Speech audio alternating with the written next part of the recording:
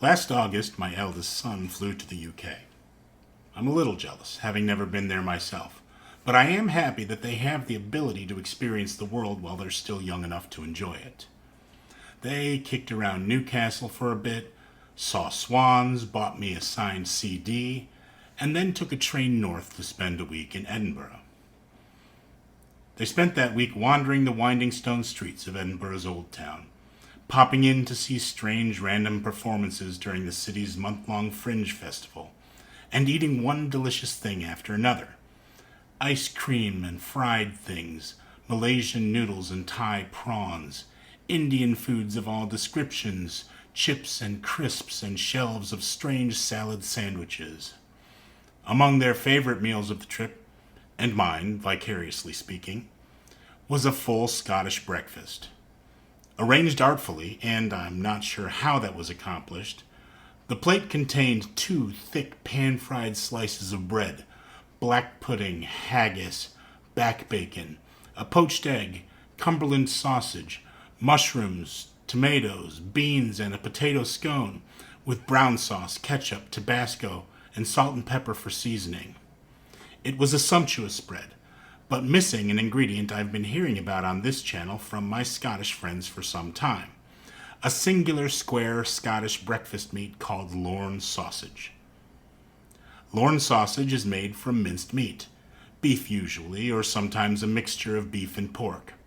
Extra fat, rusk, which is a desiccated bread product broken up into particles and used as a filler, spices, and water. The resulting mixture is pressed into loaf-shaped pans and chilled until firm, then sliced into squares, or more accurately, rounded off trapezoids, and fried up as a breakfast meat.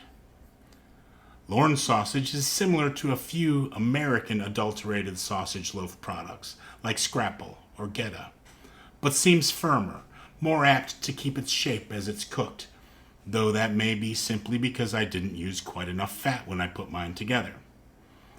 I cooked some up to make myself a full Scottish breakfast, with fried slices, bacon, square sausage and tatty scones, black pudding, white pudding, mushrooms and tomatoes, beans and bangers.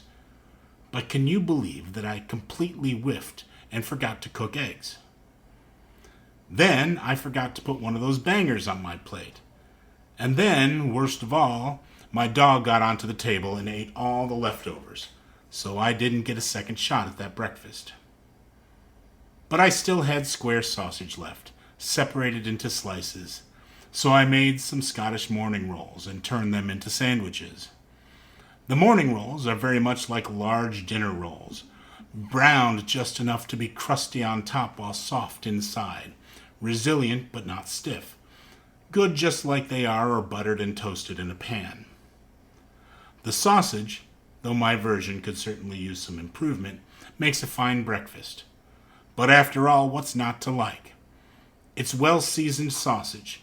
Coriander and mace or nutmeg are the basic spices behind a lot of the world's great sausages, like bratwurst and boudin, frankfurters and boerewors.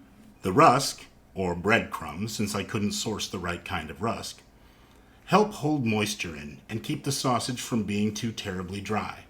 Help it crisp up nicely in the pan while staying relatively soft on the inside. Tucked into a morning roll with a runny fried egg, HP sauce lashed liberally over the top, the malty, tangy brown sauce mingles with the savory egg yolk and adds some of the fat that the sausage was missing. I'll certainly make it again, but fix the recipe.